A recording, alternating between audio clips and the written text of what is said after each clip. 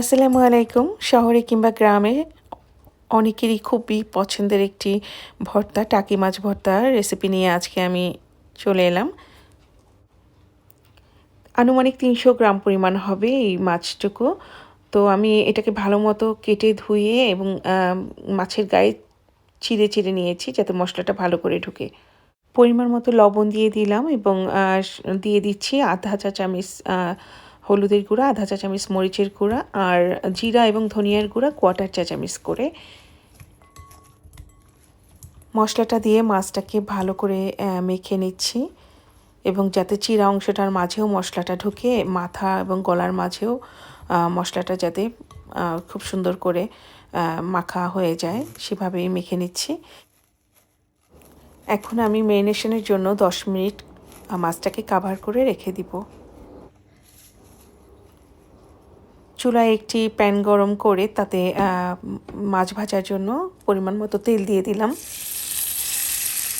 মাছগুলোকে এক এক করে দিয়ে দিচ্ছি।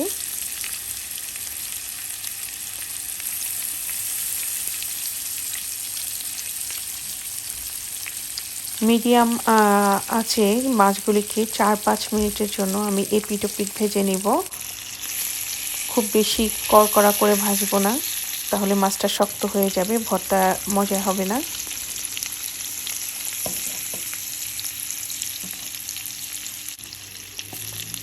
একটু বড় সাইজের 3 কোয়া রসুন দিয়ে দিচ্ছি আর দিয়ে দিচ্ছি কিছু লাল মরিচ। এটাকেও আমি ভেজে নিব একই সাথে, তাহলে আমার আলাদা করে ভাজতে হবে না, টাইমও কিছুটা সেভ হবে।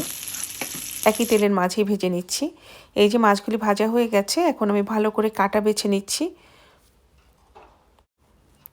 টাকি মাছে অনেক বেশি কাঁটা থাকে, তো যখন টাকি মাছের ভর্তা বানাবেন খুব কেয়ারফুলি কাঁটা বেছে নিতে হবে।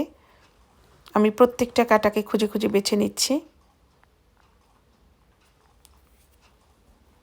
ভর্তা ছাড়াও এই মাছটা গরম ভাতের সাথে এভাবে খেলেও অনেক মজা হবে।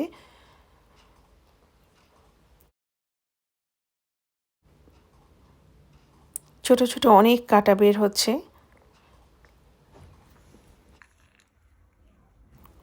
মাছটা বাছা হয়ে গেছে। আমি এখানে কিছু ধনিয়া পাতা কুচি, পেঁয়াজ কুচি নিয়ে নিয়েছি।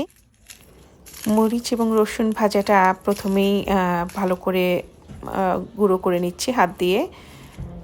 তারপরে পেঁয়াজ আর ধনিয়া পাতা সব কিছুকে একসাথে সরিষার তেল দিয়ে ভালো করে মেখে নিব। এখানে লবণের পরিমাণটা একটু কম হবে, কারণ আমি মাছ ভাজাতে লবণ দিয়েছি, ভর্তাতে দেওয়া হয়নি। তো এখন কিছুটা লবণও একসাথে অ্যাড করে নিলাম, নিয়ে ভালো করে মাখিয়ে নিচ্ছি। দিয়ে দিলাম কিছু কাঁচামরিচ কুচি, তাতে ফ্লেভারটা আরও ভালো আসবে এবং টেস্টটাও ভালো হবে। এখন সবগুলো মাছের সাথে মশলাটাকে ভালো করে মাখিয়ে নেব।